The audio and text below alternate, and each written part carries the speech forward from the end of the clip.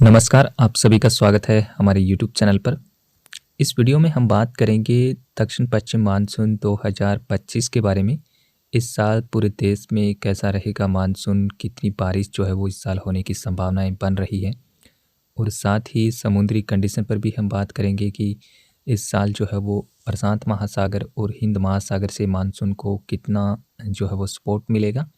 और फिलहाल जो है वो नोवा की वेदर रिपोर्ट आई है, उस पर भी हम चर्चा करेंगे कि मानसून के समय क्या कुछ स्थितियां जो है वो समुद्री कंडीशन किस प्रकार से बनी रहेगी,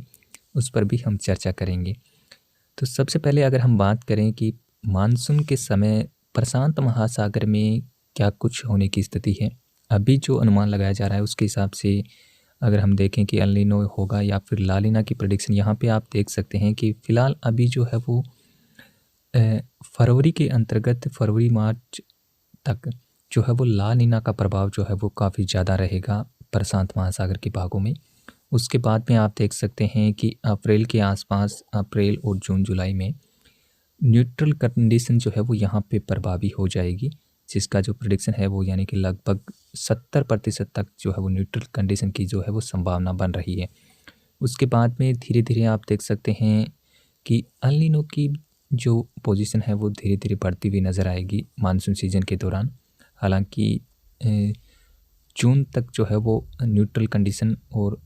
ला नीना की जो पोजीशन है वो लगभग 30 से 40% के बीच में रहेगी। उसके बाद में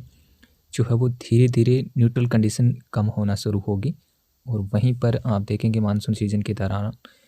ला नीना भी बढ़ता हुआ दिखाई दे रहा है। साथ में एल नीनो की पोजीशन भी दिखाई दे रही है, यानी कि 10 से 15% तक एल नीनो भी मानसून के दौरान देखा जा सकता है।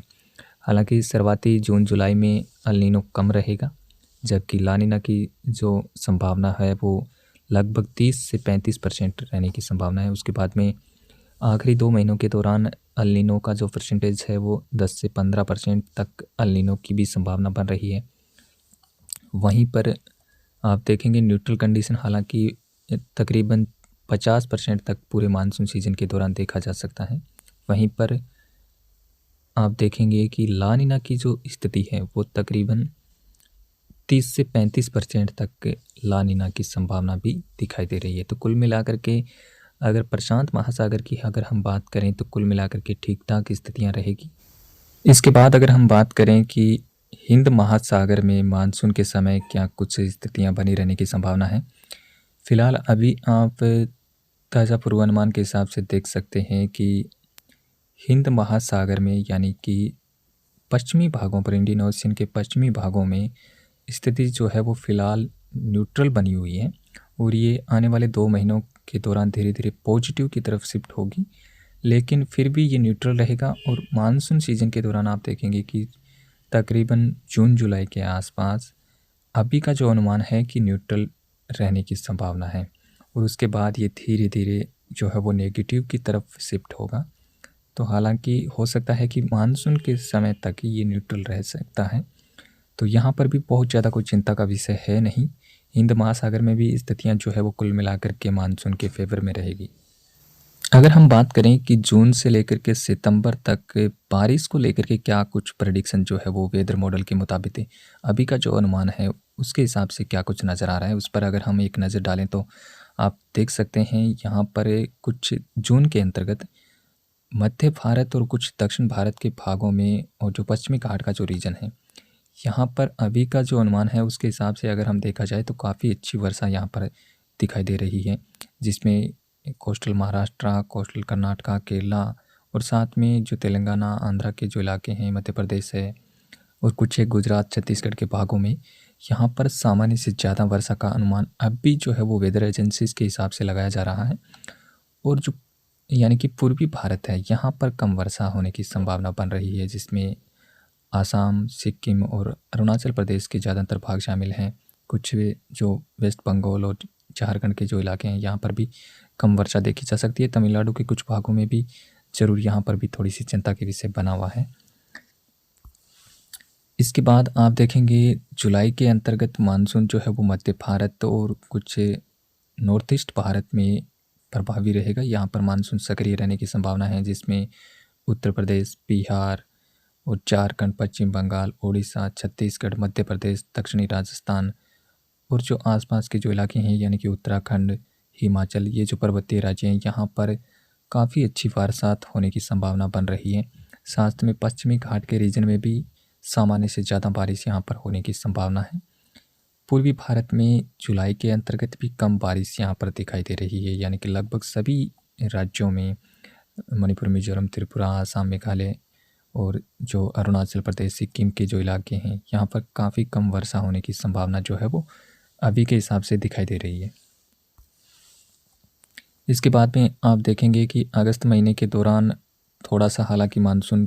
हल्का सा कमज़ोर दिखाई दे रहा है, लेकिन मध्य भारत में सक्रिय रहेगा और साथ ही कुछ जो पर्वतीय राज्य हैं यानी कि उत्तराखंड, हिमाचल